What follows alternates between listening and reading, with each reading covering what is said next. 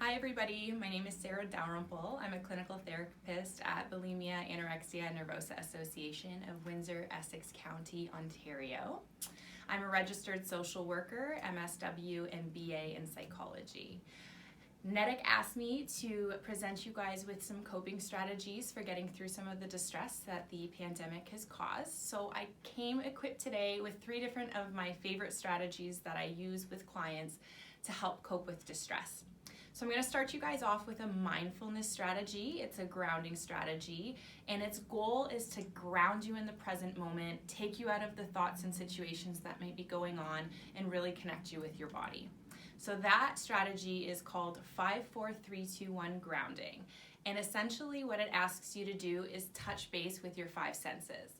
So what you would then go on and do is you would list 5 things that you can see, 4 things that you can physically touch, 3 things that you can hear, 2 things that you can smell, and 1 thing that you can taste. I also want to introduce opposite action to you guys today. It is a DBT technique. Opposite action works in the way that it brings about the opposite emotions from what you're experiencing. So there's 2 ways that I've seen opposite action done. The first way is to identify the emotion that you're currently feeling and identify the opposite emotion and engage in an activity that would bring that opposite emotion about. So for example, if you're feeling anxious, the opposite emotion of anxiety would be calmness and relaxation. So engaging in a relaxation activity would be the way that you would go about doing opposite action in that example. The other way that I've seen it done is to touch base with the action urges that you have in reaction to the emotion you're experiencing. So for example, sometimes when we're angry, we might have the urge to punch a wall. Identify the opposite behavior to that urge and engage in that behavior. So that would be opposite action. Lastly, I wanted to introduce you guys an acronym for distress tolerance skills. That acronym is ACCEPTS, ACCEPTS. So the A stands for activities, and essentially what it's asking you to do is create a list of positive activities that you enjoy and have fun with. And those activities would be used to distract your mind, body, and emotions from whatever it is that you're going through that's causing that distress. The first C stands for contributing. So this would be giving back in a way that's something greater than yourself. So this might look like volunteer work, it might look like helping a loved one. The second C stands for comparisons. And comparisons would be a way that you could do in 2 different techniques. The first could be comparing yourself in a way to others who are less fortunate than yourself, in a way to practice gratitude. The alternative way of doing comparisons would be to compare yourself to times in the past that you were able to cope with and manage distress in a way that was successful.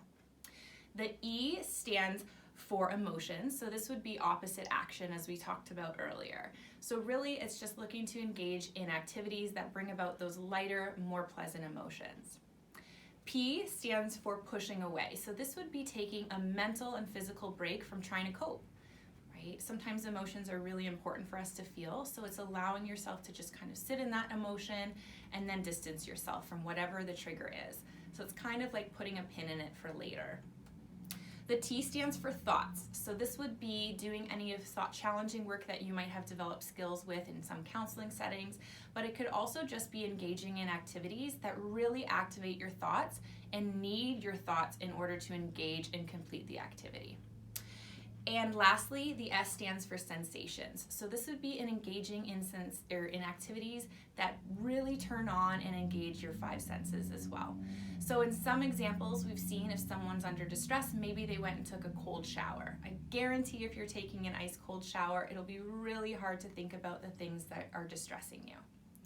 So those are just some quick tips that I developed for you guys that I wanted to tell you just in case you guys are really struggling with the COVID-19 virus. I really wanted just to note that I think all of us are really struggling at this time, and it's really okay if you're feeling really down, really overwhelmed, and maybe even confused and lost. One last thing I wanted to mention before I let you guys go today is one of BANA's favorite websites to use for self-help resources. That website is the Centre for Clinical Interventions. It's an Australian government website where you can access free workbooks and modules for different topics.